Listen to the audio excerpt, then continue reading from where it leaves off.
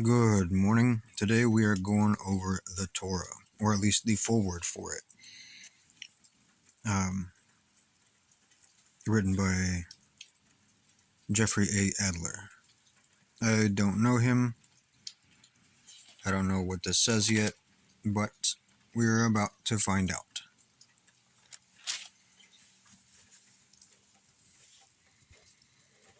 You'll have to excuse the lighting. It's not the greatest.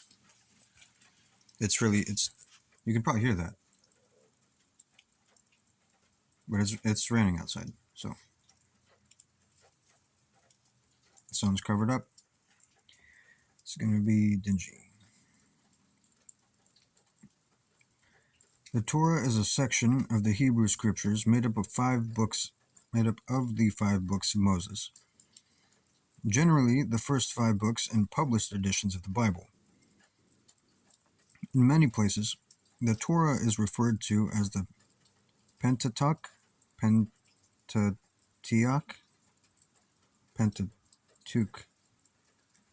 I don't know how to pronounce that, or 5 books.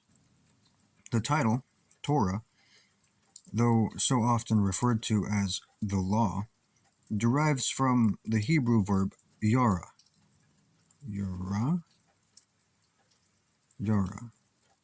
meaning to point out, to lay a foundation, to instruct. In many places of the world,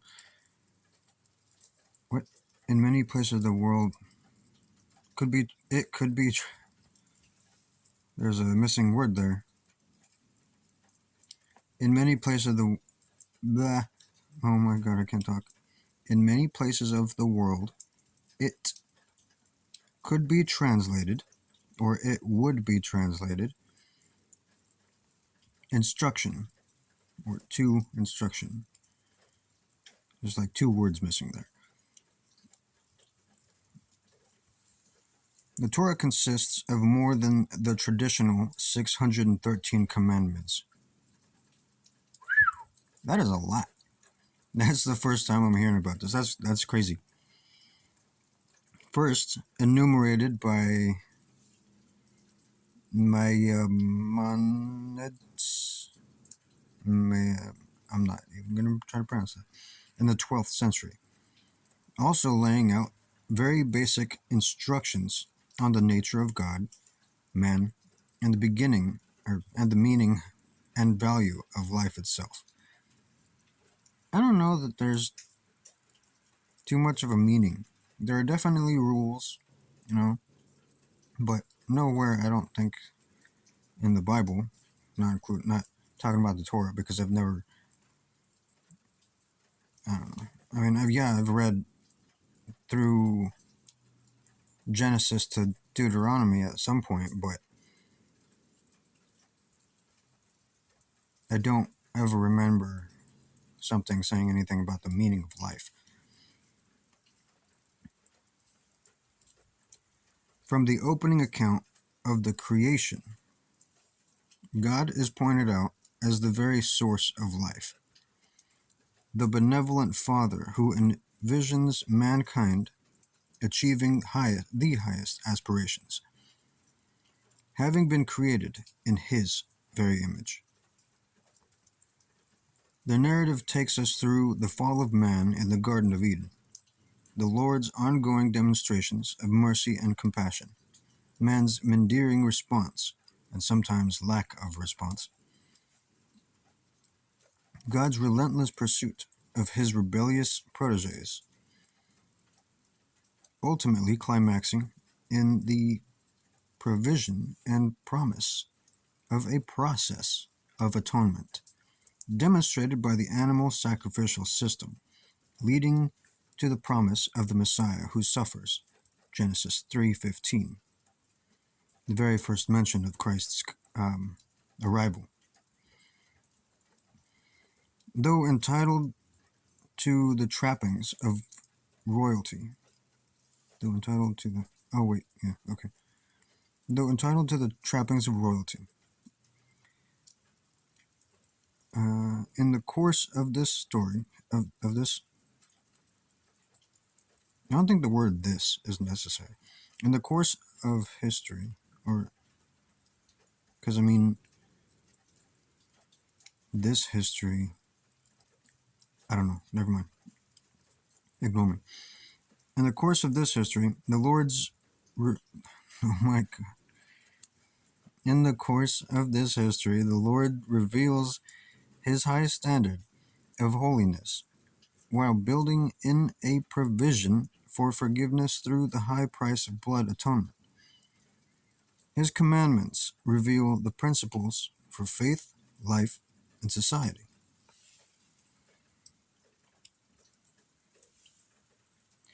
How appropriate is it that the instrument of the authorship of the Torah is Moses, a gifted yet still flawed man, one who rises to the stature of a prince, but impulsively commits murder.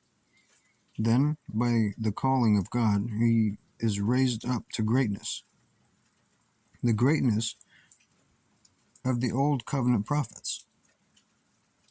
Some have questioned Mosaic authorship of the Torah, yet who else could have described the revelations of Mount Sinai?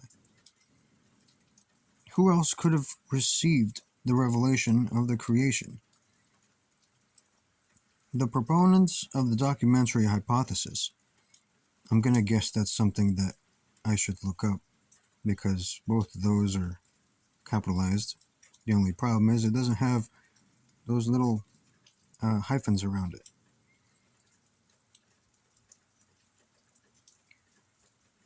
The proponents of the documentary hypothesis, who proposed that the Torah was produced much later than the time of Moses by an editor piecing together earlier sources, have never been able to produce any of these actual sources, except by speculation. This isn't possible that Moses himself could have drawn from earlier sources, such as the accounts of the patriarchs. I'm pretty sure there's supposed to be a question mark there. However, archaeology has, by virtue of discoveries in the Middle East in places like Ebla, Ebla, Ibla, Nuzu, Mari, etc., confirmed names and practices that the author of the Torah describes, and with which he is clearly familiar. I'm pretty sure the word "this," not "which," should be there. This would have been unknown to the editor centuries later, because he already used the word "which." But rabbinic scholars have historically seen the Torah as the foundational scripture on which all the rest, the prophets and writings, are based. Yeshua, Jesus, frequently cited Torah as the consistent and reliable basis for his own teachings, even quoting them to Satan in the wilderness. Paul and the other apostles relied heavily on the Torah as the authoritative source of revelation about God and his ways. By studying this powerful body of Scripture. Oh, there's a period there. By studying this powerful body of Scripture, we have come into contact with the beat of the heart of God himself, as our Creator and Redeemer.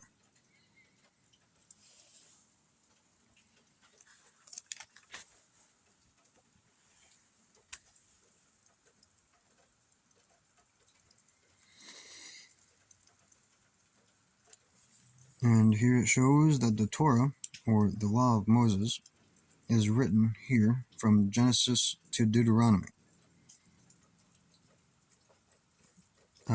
There does seem to be an introduction to both the Old Testament and the New Testament.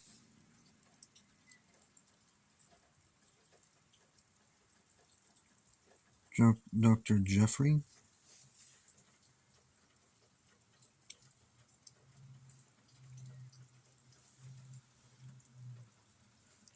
I wonder why each of these have an introduction to a different person, from a different person. I mean, it is interesting, and it's also kind of refreshing because you're not just seeing it from this person's point of view.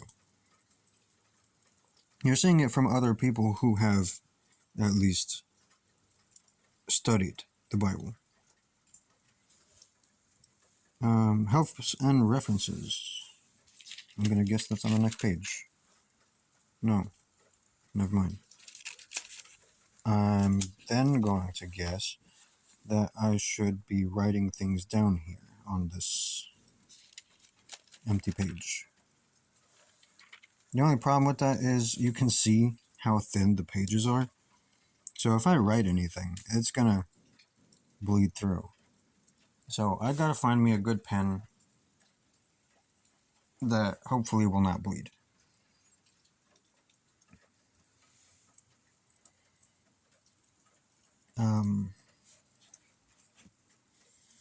I'm gonna have to look up a couple of these words, unless that translates to the writings.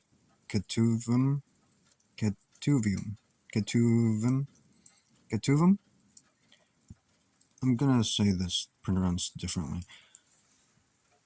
Nevim, Besora, Bezora, Bes. I'm not gonna try. The last thing I want to do is butcher any of these words. But Amos, I don't remember. I don't ever remember that being a book of the Bible. Oh wait, no, these are just prophets. I thought this was in order of the Bible.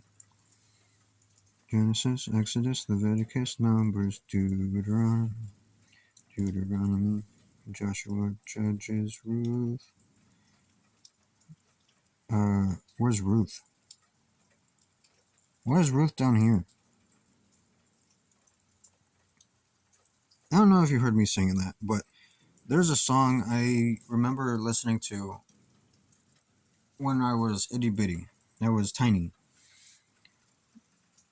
And it helped me remember the books of the Bible. Genesis, Exodus, Leviticus, Numbers, Deuteronomy, Joshua, Judges, Ruth, 1st and 2nd Samuel, 1st and 2nd Kings, 1st and 2nd Chronicles. That's all the 1st and 2nds. Isaiah, Jeremiah. And it doesn't look like it's in order, so that kind of threw me off. Let's see, what is this? Introduction to the Tree of Life version. I think I'll read this one another time.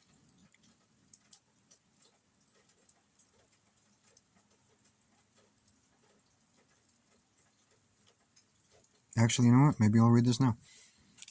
I like how this starts off. Introducing the Tree of Life version by Dr. Jeffrey L. Safe. Tanekh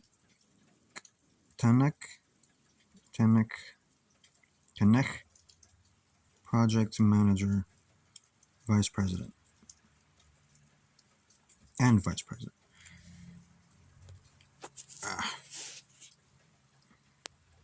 The Bible isn't simply a book. It's a collection of books. Who wrote the books? Why did they write them, and to whom? When did they write the texts? In what languages were they written? Who preserved, collected, and certified those biblical books as authentic? Who subsequently translated the documents and authorized them for religious consumption? These are all worthy questions, are they not? Very beautiful introduction so far. I like this. While a full telling is beyond the scope of this translation's introduction, worth noting for our purposes is that the New Testament's so-called Christian authors did not actually have a so-called New Testament. Significant as that sound, I don't know what to say about that just yet. Significant as well. What? Who writes these things? Well, never mind. Significant as well is that they did not even refer to themselves as Christians. The scripture was the Hebrew Bible. Once I heard Rabbi Morty Waldman referred to as what I once heard this person referred to as Israel's family diary. Yeah, that sounds about right. Biblical authors had no idea they were contributing to the manufacturing of the New Testament, to the manufacturing of the New Testament. When Jesus' friends put pen to paper to offer their respective accountings of his life and teachings, along with the implication of both for humanity on the whole, they preferred inspired accountings of something new that God was then doing to the world through him. In their telling, however, they took pains to accentuate how that new story connected to Israel's story. They connected it to the Jewish people's biblical word and world, loving both as they did. The translation you have in hand is a vested interest in underscoring the essence and substance of that connectivity. With so many Bibles circulating in the modern English-speaking marketplace, publishers have to work hard to explain why their newer English renditions are both necessary and felt needed. As for the necessary element, the question is whether something inherent in current renditions is lacking and needs augmenting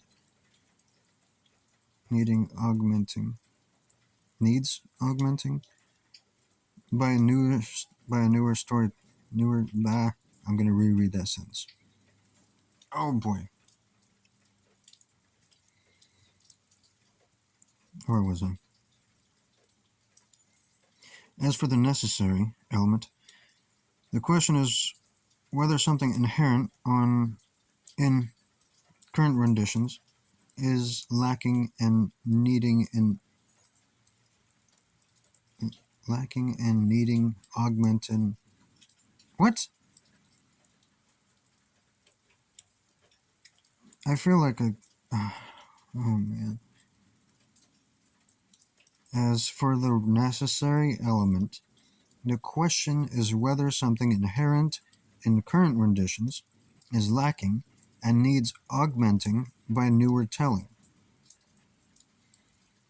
As for the question of a new rendering being felt needed, that question considers whether people are feeling the need for something new or asking for that new thing. Whether one can't find that new thing and whether one can't. Oh man, I don't know why my eyes are jumping around from letters and words.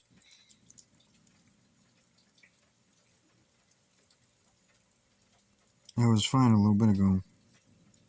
And whether one can find that new thing in the new translation. See, that's the problem though. Somewhere in Deuteronomy it does say that you're not supposed to add to the Bible. And when you go to translate something, some words don't have translations, right? So what happens? The word God is not on here. I don't think, yeah, it's right there. The word God is translated from something else. Anyway, I'm not going to go on that. Go off on that. You just get.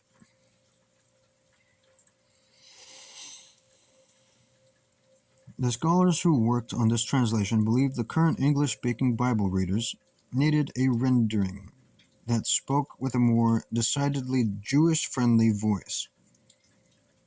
Really? Is that... No, I don't find that necessary at all. Like the Bible's authors themselves. I don't know about that.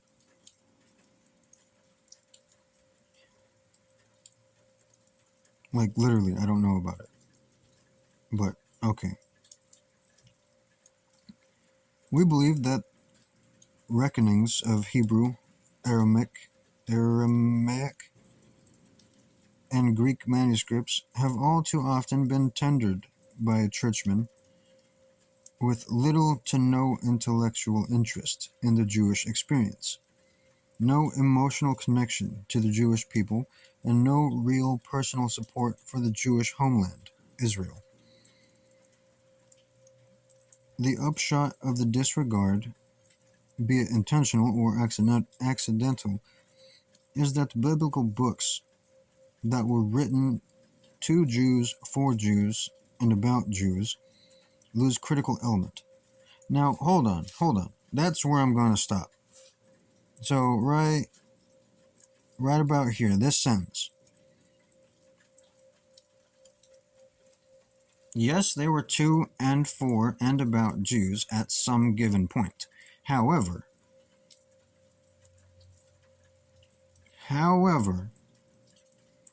the Jews are no longer God's chosen people. Why? Because of the fall of the Tower of Babel. Everybody mixed in with everybody. Everybody's races got mingled and intermixed, and everybody was forced to speak another language.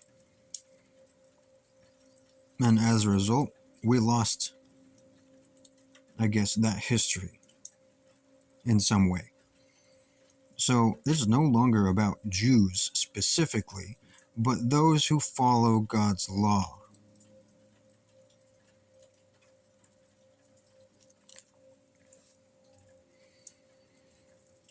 Because remember, before there were Jews, way before there were Jews, there was only the what is it called? Why am I forgetting this? I was just talking about this yesterday. The tribes of Judah. That's what that was.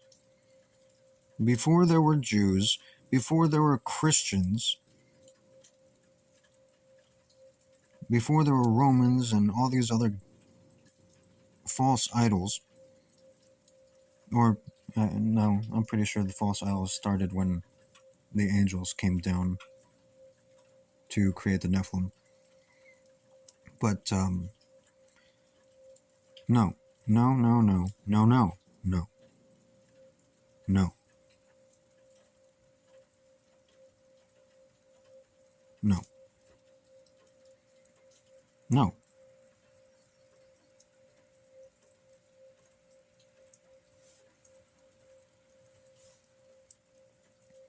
Their actual Jewish essence. I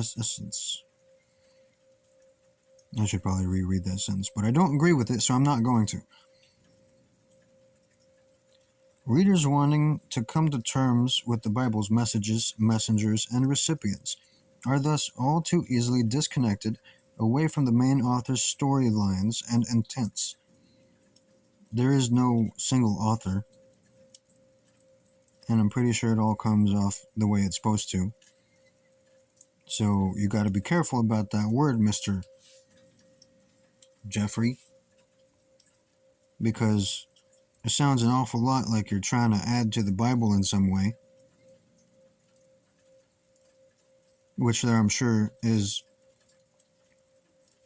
said multiple ways in multiple books, that you should not be adding or taking away from this good book.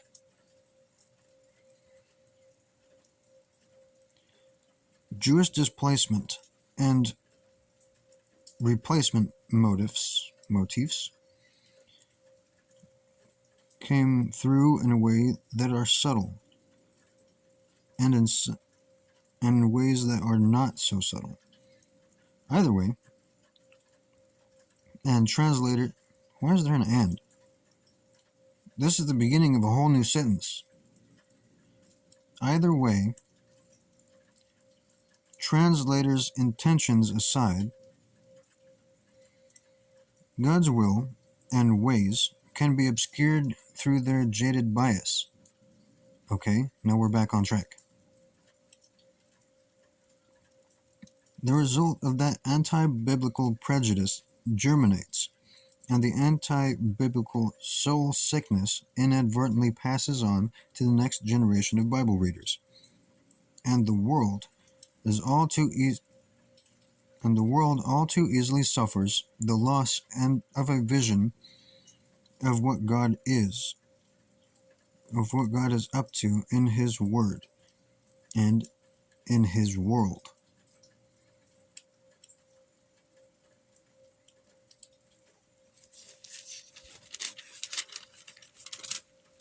Oh boy, I was not expecting it to be this long.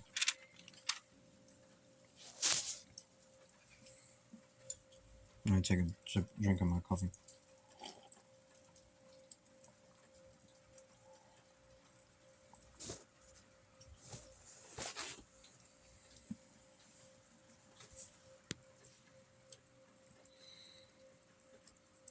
A woman named Denia,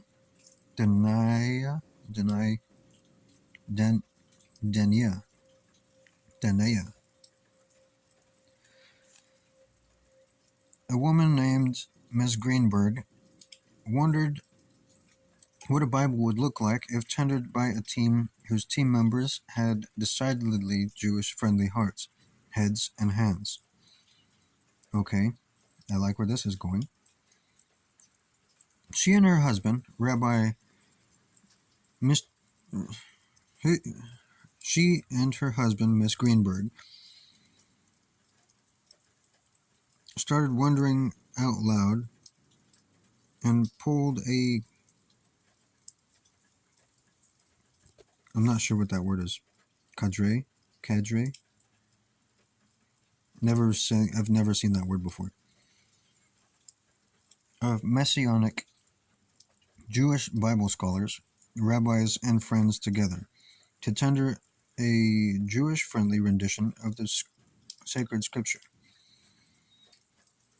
She raised the interest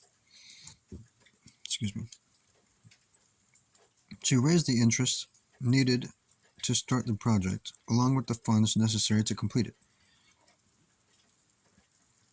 So I take it they're off well now. Sorry, I'm not. So there's definitely a bitterness there. I apologize. Though, what?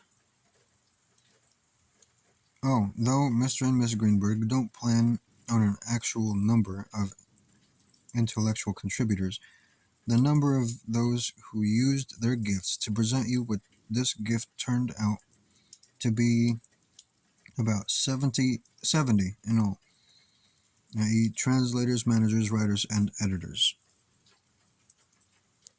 That's a lot of people.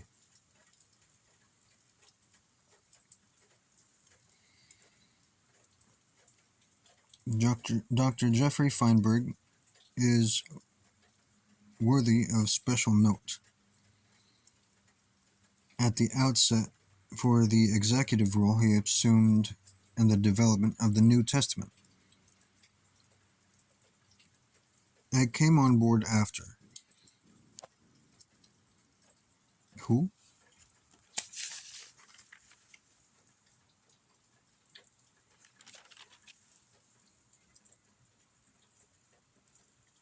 So these are two different Jeffreys. But this Jeffrey came on after that Jeffrey.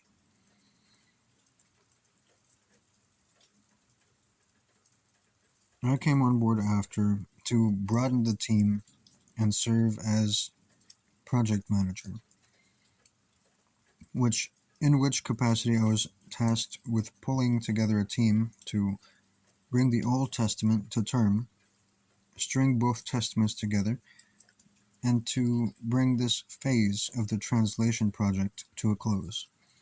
Mindful of my many limitations early in the process, I developed a keen appreciation for Dr. Glenn Blank's skills,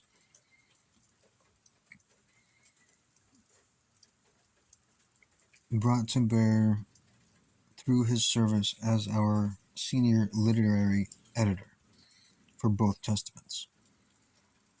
Okay, so this is more of a background, and those are all the names that I'm pretty sure. Yeah, these are all the names of the people who have worked on this rendition of the Bible. This the Jewish Voice Bible.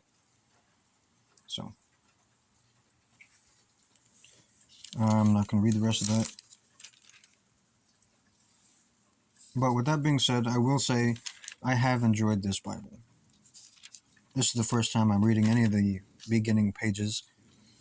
There's an Genesis introduction and with all the headings. Creation of the 6 days, Shabbat for rest, humanity in, I don't know what that translates to. Garden Eden? I'm going to say Garden of Eden. From innocence to shame. So these are all like the shortenings of what goes on in each of these scriptures. Oh. And then God made the two great lights, the greater light for domination of the day, lesser light, as well as the stars for dominion. Oh, dominion, that's what that says, domination.